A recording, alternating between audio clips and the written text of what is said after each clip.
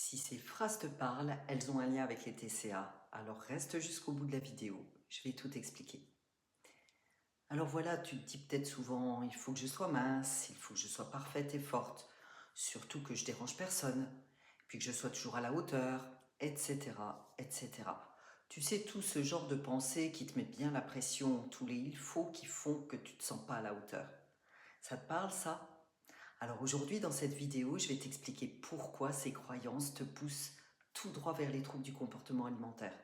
Et puis surtout, comment commencer à t'en libérer. Alors d'abord, qu'est-ce que c'est qu'une croyance? Une croyance, c'est une espèce de pensée intérieure qui s'est imprimée en toi souvent dans l'enfance.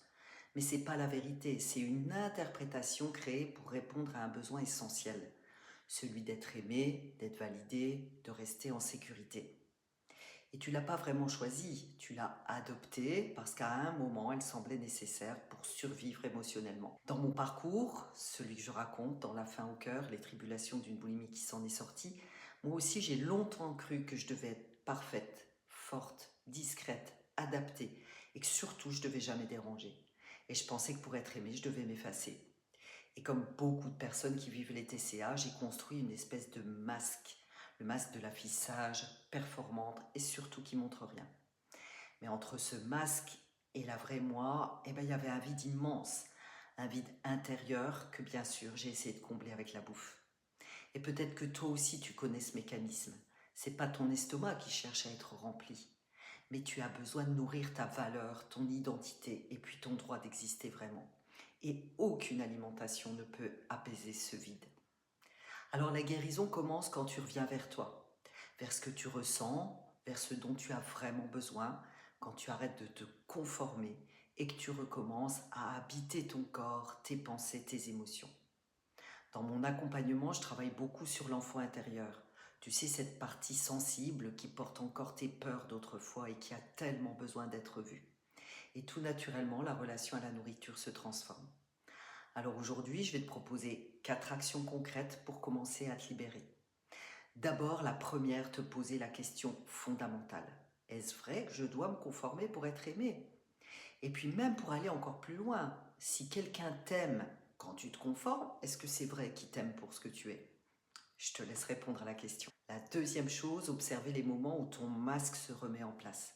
Tu sais, c'est quand tu dis oui au lieu de dire non, quand tu te forces à être parfaite, quand tu cherches l'approbation, quand tu caches ton épuisement derrière un sourire.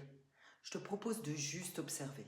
Et c'est déjà commencer à desserrer un petit peu l'étau. La troisième chose, te demander de quoi tu as vraiment besoin maintenant.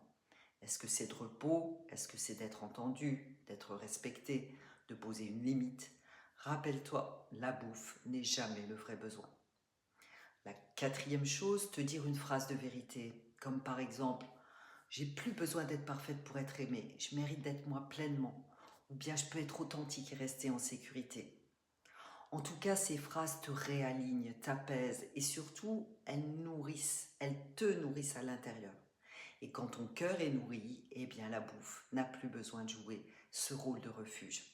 Alors si cette vidéo t'aide à mettre des mots sur ce que tu vis, pense à t'abonner, à liker ou à la partager, ça peut vraiment donner de l'espoir à quelqu'un. Et puis si tu veux aller plus loin, bien sûr, tu peux télécharger mon e-book sur mon site boulimisolution.fr, découvrir mon livre La faim au cœur sur Amazon ou bien écouter mes podcasts où je partage à la fois mon expérience et de nombreux témoignages de guérison. Et puis surtout, rappelle-toi, tu n'es pas seul et oui, sortir des troubles du comportement alimentaire, c'est vraiment possible. Je te dis à très vite.